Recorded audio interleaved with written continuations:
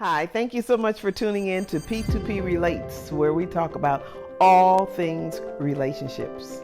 I'm Pat Renfro, and today we're going to talk about jealousy in a different kind of way. We're going to talk about it as it relates to others' success. So if you know that you struggle with that sometimes, you have goals, you're trying to make it, and all of a sudden you look over and so-and-so's already got a promotion or so-and-so's already got a successful company and you've been trying and it just didn't work for you, I want to encourage you today to have a different outlook for it. Stay tuned. I thought about this subject because people are looking at how do I succeed and how did he get that opportunity or how did she get that opportunity? And I've been able to observe quite a few people who are very successful. If we look at Amazon, Microsoft, Elon Musk, Tesla, Costco, these people are rock stars, of course, right?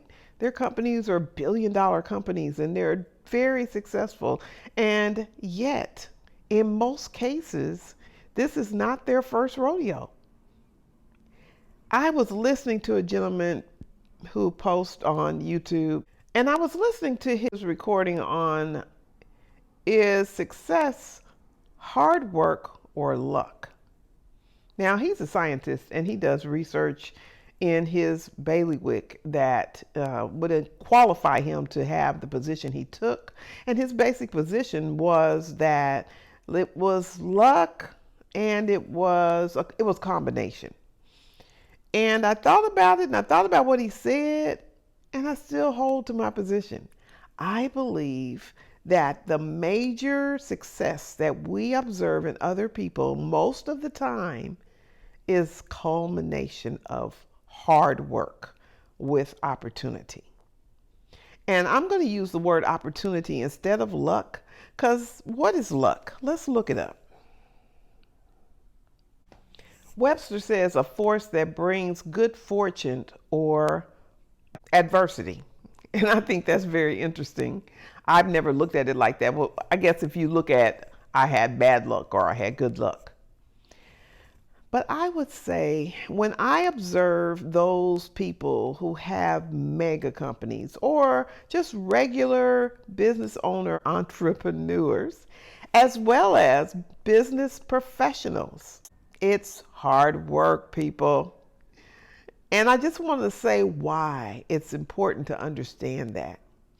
If I look over at Joe or Bob or Susan and I see that every time they turn around, things are just turning up for them, and I perceive in my heart of hearts that they're just lucky and I'm unlucky, then that's going to give me an excuse that I don't even recognize I'm pursuing to say it's not my fault, I couldn't help it, well, I tried, it just never works out for me. But the truth is that hard work goes a long way. And I just want to name some things that hard work does for us. One of the things hard work does for us is it builds character. If things come too easily, you don't really have the desire to value it, fully appreciate it. Think about things that people have given you over the years. How did you take care of it versus how did you take care of it later when you had to buy it?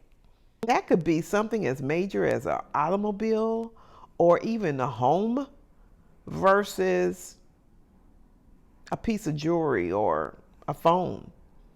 But if someone gave it to you, it's not that you don't appreciate it, but if I work really hard to get something, I'm going to work really hard to hold on to it. I'm not going to take it lightly if I lose it or misplace it or it gets broken. So anything you work hard for, it pulls a lot out of you. This YouTube channel for me is a good example. It's hard work. And a lot of the presenters that come on and tell you how to do YouTube, They tell you it's hard work, even those who are really successful. But what do they have that I don't have at this point? Because I'm brand new. I'm less than a year old. I'm still learning all the ins and outs. But they have tenacity, consistency, the understanding of the algorithm for YouTube, experience, followers. And the more followers you get, the more followers you get. It's all connected. But they also have learned how to edit properly, research the topic. I don't want to go too far down that road. All I'm saying is that when I look around and I see all the different success stories around me, and I've been surrounded by quite a bit of success, especially in the last month. I'm in Seattle. If you follow me, you can tell I'm in a different place because my background is different. And I'm here because I lost 2 family members in 1 month, and I've just taken my time with family, just being transparent with you today. And I have been around my sister who's successful in her restaurant business. I've seen a girlfriend who's been promoted for like the 5th time in the last 7 years. I remember her getting promoted when she didn't even have a degree, and now it's been about 3 or 4 or 5, maybe 6 years now, and she's a director of HR. I have a friend who's getting ready to go into real estate investment, but did it happen overnight? No. I can go on, but every example that I personally have of people being successful, combined with the big companies like Amazon and Tesla. Who else is super successful? FedEx, American Express.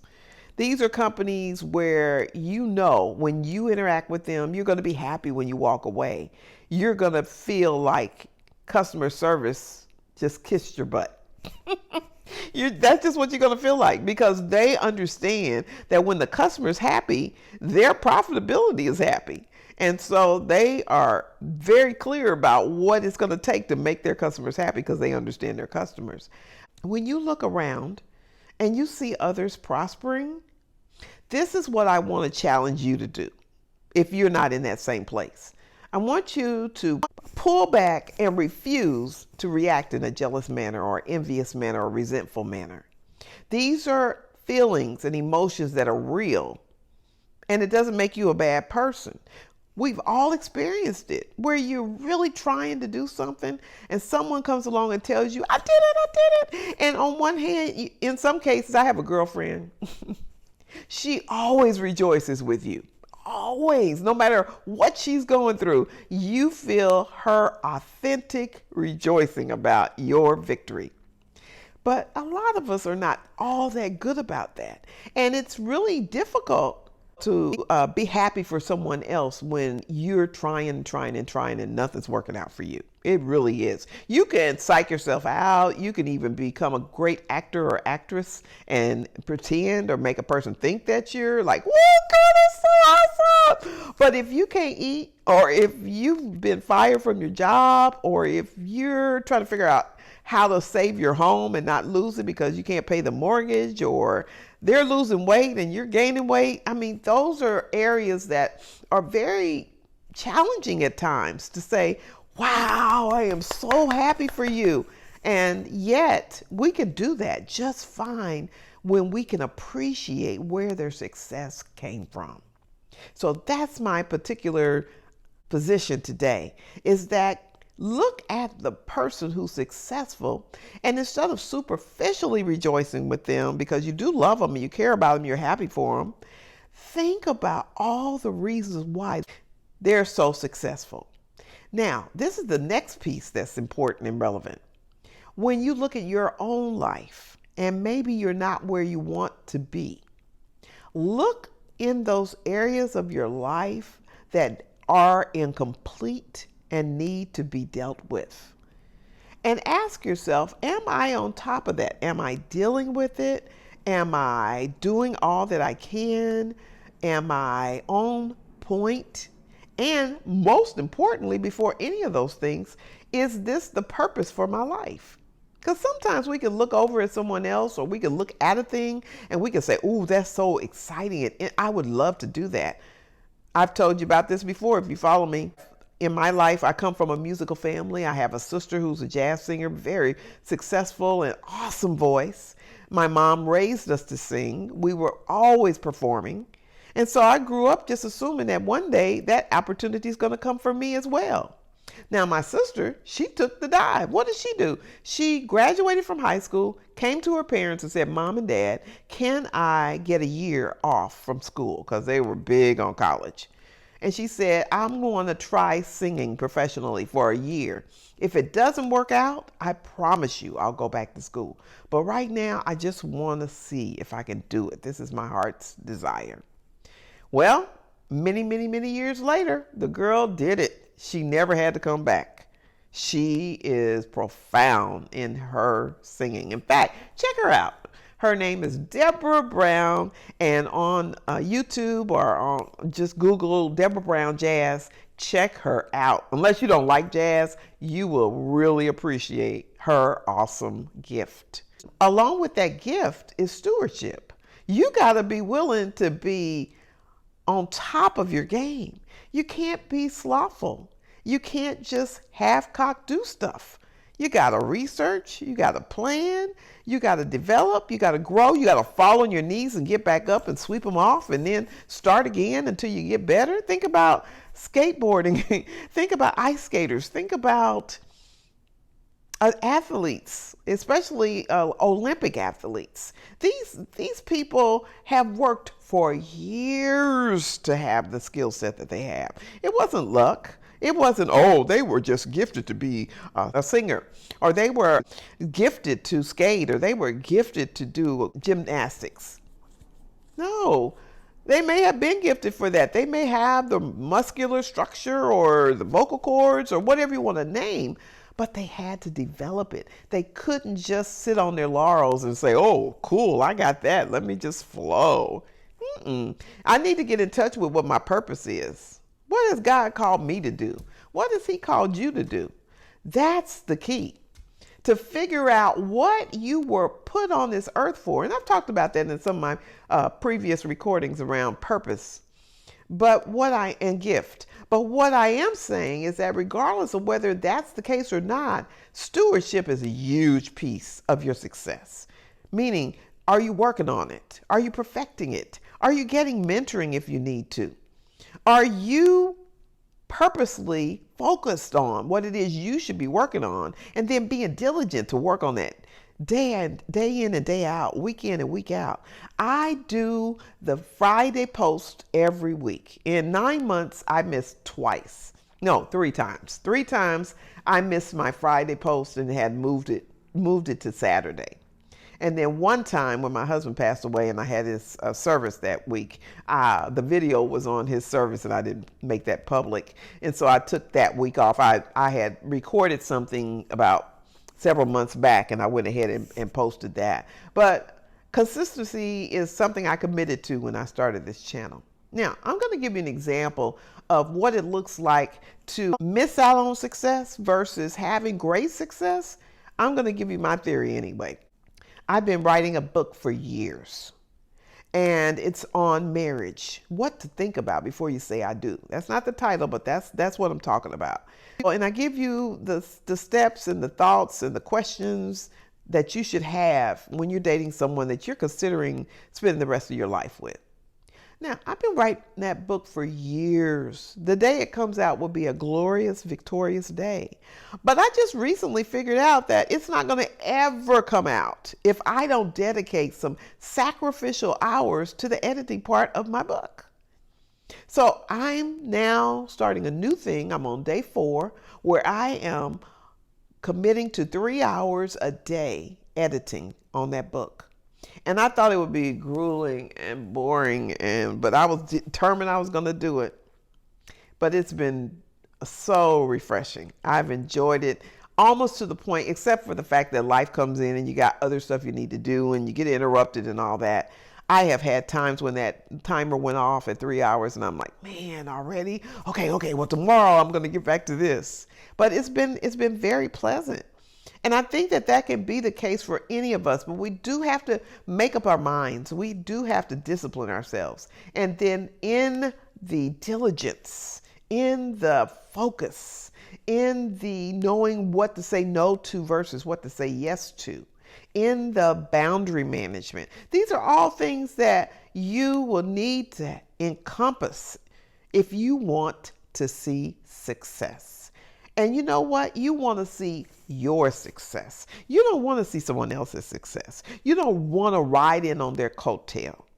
You want to dedicate time and work hard in figuring out what is your purpose, what are your gifts, and what is it going to take for you to focus and get it to happen. And yes, it would be helpful to network, to be mentored, to get in groups with other people that are going in a similar direction.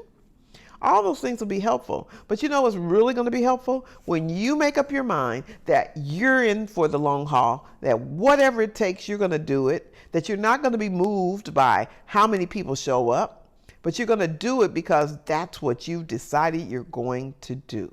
Now, does that not mean you don't need to tweak it sometimes and maybe make some adjustments along your journey? That's not what I'm saying. But what I am saying is that it's hard work, it's tenacity. You got to stick to it.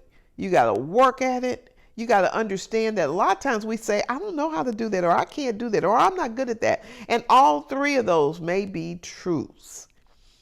But the other truth might be that you're not focusing yourself enough to stay on task and really delve into what it is you're trying to do so that you can have success and you can become good at that particular thing. So I hope that encourages you today that success, I believe, comes with hard work. And yes, there may be some fortune in there, but fortune to me in the context of preparation, yeah. If you're not prepared and an opportunity comes along your way, guess what? You might have to pass it up, or you might get the opportunity, but it'll be like a bucking bull. You jumped on it and you thought you could ride it out and it shook you off. So the truth is that hard work has to be a part of your formula combined with purpose and gift. And when you put those three together, hard work, purpose, and gift, and you make up your mind that you're going to do whatever it takes to have success, guess what? You're going to have success, especially if you don't put yourself on a time limit, but you just keep pressing through. I've seen people take 5, 10, 15, 20 years working on it, and I see just enough success for them to be motivated to keep working on it, but it's really not there. And then one day, bam! And it's never too late. As long as you are breathing on this earth, as long as your heart is pumping, you have the opportunity to experience success at a level you never thought possible. But you got to have those three things. So I hope that helped you today. Hit the subscribe button so that you can get more of these topics. We talk about all things relationships, and see, even in this is a relationship because we have a relationship to one another. And if I'm walking around resentful, discouraged, jealous, envious because you're having success and I'm not, then that takes away from our relationship, even if I fake it, because it's only a matter of time before that comes out. So keep listening to these kind of things. Give me your like, subscribe to my channel, tap the bell so that you can know when I do uploads, which is every Friday, and make any comments. I always encourage that. Have a wonderful next 7 days, and I'll talk to you again next Friday. Thank you, subscribers. Have a wonderful one.